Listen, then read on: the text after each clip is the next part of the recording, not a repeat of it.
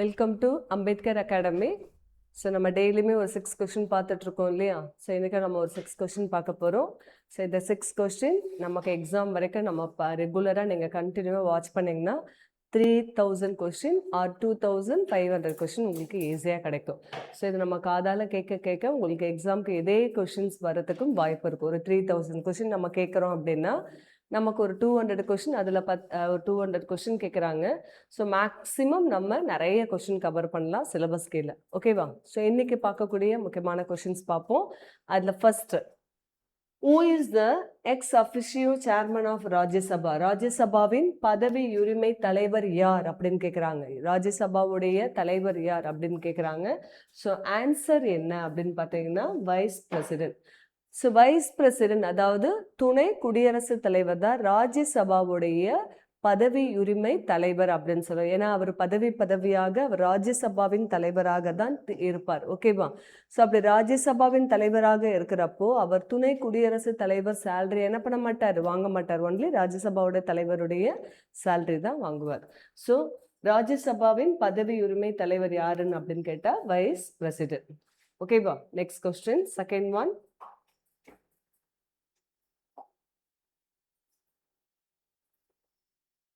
கவனிச்சுக்கோங்க.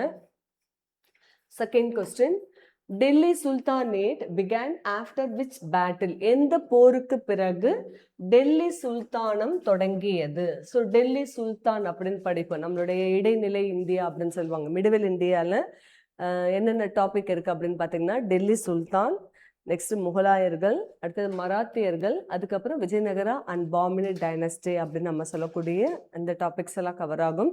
அதில் டெல்லி சுல்தான் எந்த வருடம் தொடங்குறாங்க அப்படின்னா 1526 டெல்லி சுல்தான் அப்படின்னு தொடங்குது. ஓகேவா? அதை தொடங்கியவர், இந்த டெல்லி சுல்தான் ஆட்சியை தொடங்கியவர் யார் அப்படின்னு கொஸ்டின் கேட்பாங்க. குத்புதீன் ஐபக் அப்படின்னு சொல்கிறோம். ஸோ இப்போ நம்ம பார்க்கக்கூடிய கொஸ்டின் என்ன அப்படின்னு பார்த்தீங்கன்னா எந்த போருக்கு பிறகு டெல்லி சுல்தானம் தொடங்கியது அப்படின்னு கேட்குறாங்க. The answer is option B, இரண்டாம் தரையன் போர். முகமது கோரிக்கும் பிருத்விராஜ்க்கும் நடக்கக்கூடிய தரையன் போர் அது. ஸோ இந்த போருக்கு பிறகு தான் டெல்லியில் சுல்தானர்களுடைய ஆட்சி தொடங்கியது அப்படின்னு சொல்லலாம்.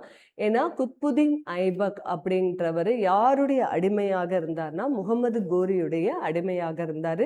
இந்த இரண்டாம் தரையன் போருக்கு அப்புறம் தான் டெல்லியில் சுல்தான் ஆட்சி தொடங்கியது.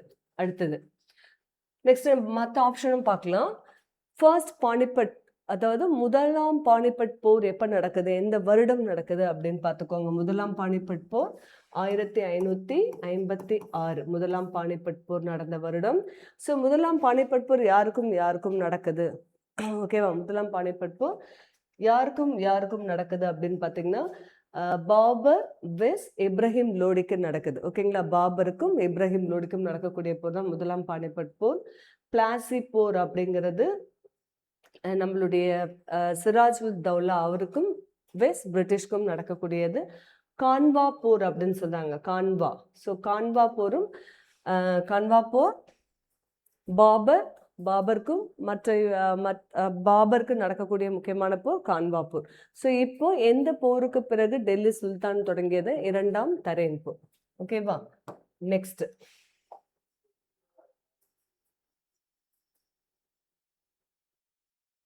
Insulin is produced by. Insulin உற்பத்தி செய்யும் உறுப்பு எது அப்படின்னு கேட்குறாங்க. Option A liver, option B pancreas. So pancreas அப்படின்னா தமிழில் என்ன அர்த்தம் அப்படின்னு பார்த்துக்கோங்க. அது மிஸ்டேக்காக இருக்கும். கணையம். பான்க்ரியாஸ் அப்படின்னா தமிழில் கணையம். ஓகேவா? Kidney and stomach. இன்சுலின் உற்பத்தி செய்யும் முக்கியமான உறுப்பு எது? The answer is B, pancreas, கணையம். எப்படி அப்படின்னா கணையத்தில் இன்சுலேட்ஸ் ஆஃப் அதாவது இட்ஸ்லேட்ஸ் ஆஃப் லாங்கர்கான் திட்டுக்கள் அப்படின்னு ஒன்று இருக்கும். அந்த லாங்கர்கான் திட்டுக்கள்லேருந்து நமக்கு ஆல்ஃபா, பீட்டா, டெல்டா செல் இருக்கும். ஆல்ஃபாலேருந்து குளுக்கோகான் என்ற ஹார்மோனும் பீட்டாலேருந்து இன்சுலின் என்ற ஹார்மோனும் நமக்கு செக்ரேஷன் ஆகுது. ஓகேவா? அப்போ இன்சுலின் சுரக்கக்கூடிய முக்கியமான பார்ட் எது அப்படின்னா கணையம்.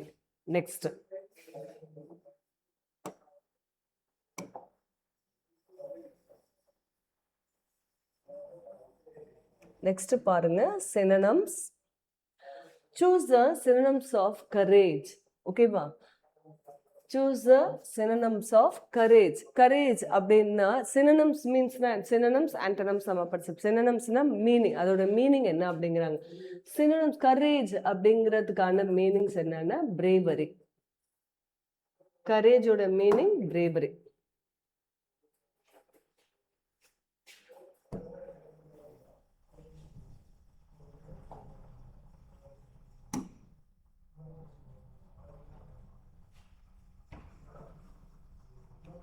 Choose the synonyms of courage. The answer is bravery. Sorry.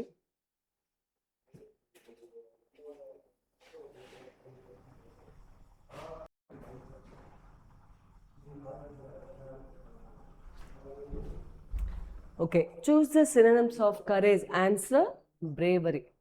Okay, brave means வலிமை அப்படின்னு சொல்லுவோம். ஓகேவா? ஸோ வலிமை. வீக், ஃபியர், டவுட் அப்படின்னாலே நமக்கே தெரியும், சந்தேகமாக இருக்கிறது. ஃபியர்னா பயம். ஸோ அதெல்லாம் நம்மளை கொஞ்சம் குறைச்சி மடிப்பது. பட் கரேஜ் அதுக்கு மீனிங் பார்த்தீங்கன்னா பிரேவரி. ஆன்சர். Next question.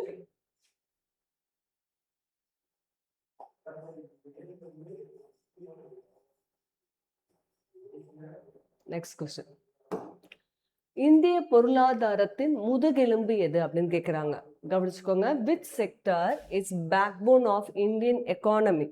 இந்திய பொருளாதாரத்தின் முதுகெலும்பு அப்படின்னு சொல்லும் போது கண்ண மூடிட்டு ஆன்சர் நம்ம எழுதலாம். என்ன அப்படின்னு பார்த்தீங்கன்னா அக்ரிகல்ச்சர் தான் இந்திய பொருளாதாரத்தின் முதுகெலும்பு அப்படிங்கிறது. ஓகேவா? நெக்ஸ்ட் அடுத்த கொஸ்டின்.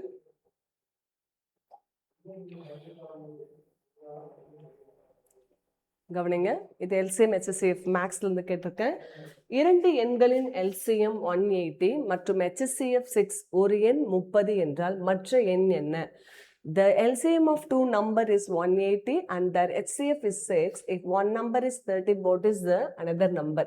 இரண்டு எண்களின் LCM 180. ஓகேவா? The product of two numbers அப்படின்னு நம்ம ஃபர்ஸ்ட் போட்டுக்கணும். The product of two numbers அப்படிங்கிறது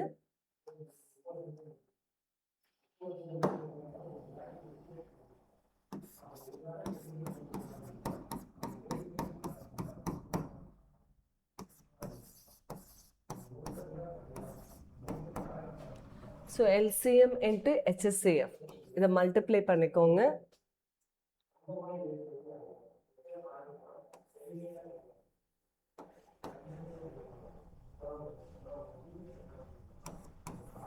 ஓகேவா? the product of two numbers LCM into HCF.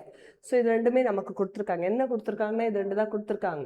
So அப்போ பார்த்தீங்கன்னா LCM into HCF 180 into 6 பண்ணிங்கன்னா 1080.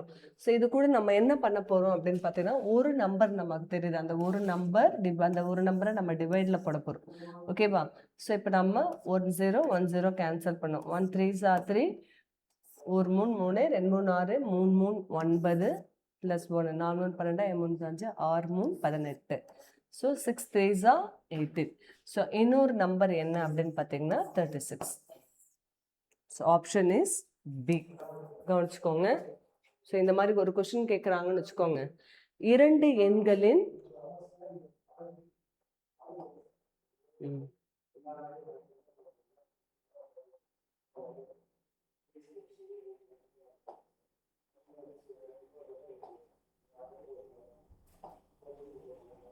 இரண்டு எண்களின் HCM 180 மற்றும் HCF 6 ஒரு எண் 30 என்றால் மற்ற எண் என்ன அப்படின்னு கேட்குறப்போ the product of two numbers அப்படின்னு போட்டுக்கோங்க. LCM into HCF.